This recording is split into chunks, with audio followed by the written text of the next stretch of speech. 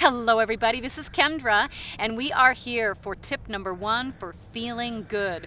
You know, before I get there, I just want to congratulate you again because it's so important that you are taking time to invest in yourself, that you are taking the time to say yes and to grow into more of really who you are.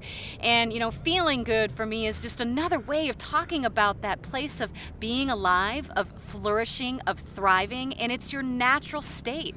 It's that place of which you just know that you are in the stream, in the flow, in that place of beingness that is exactly what you are meant for.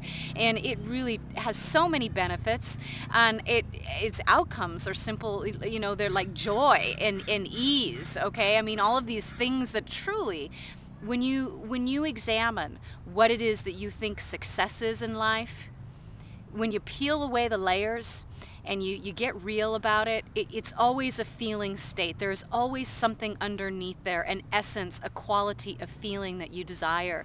You know, for a lot of people, it's freedom. And so what I have to share with you in this tip and beyond is absolutely the information, the practices, the tools that will enable you to attain and maintain, sustain a way of being that you know is truly your natural state of being. And there's just no other way. And right now we are on an unprecedented time on this planet in which there are a lot of things occurring that are actually to support you and to be an alliance to your path and to your process so that you can get to this place, all right? So, having said that, let's get to tip number 1. Tip number 1 for feeling good is where I begin, and I preface it with saying that I know that it can sound very elementary and very basic, but if you do not start here, nothing else matters, okay? There's nowhere else you can go if you don't begin with this. And that is, you must decide to feel good. You must make the decision.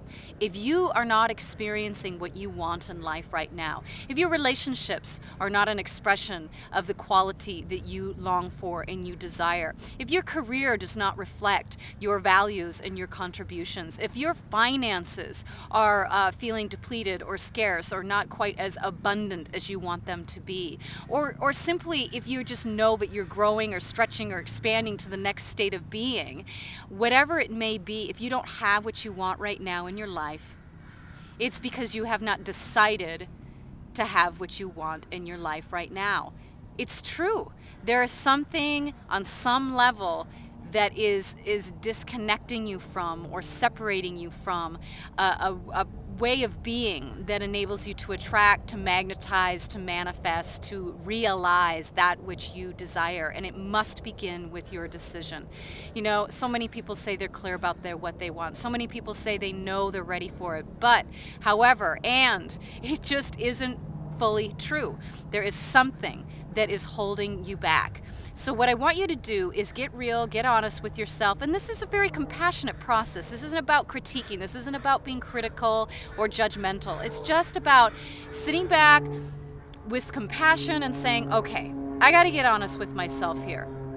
Where am I in my place of deciding to feel good, deciding to allow myself that which I know will help me feel my optimum?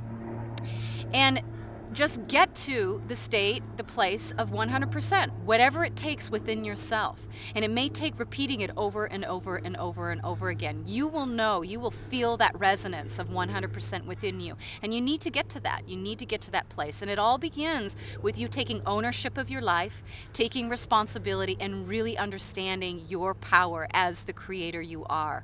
All right, so that's tip number 1. And I'm excited to continue to reveal more to you. And in the meantime, continue to allow yourself more and more to feel good as your reality. I'll see you around. Bye.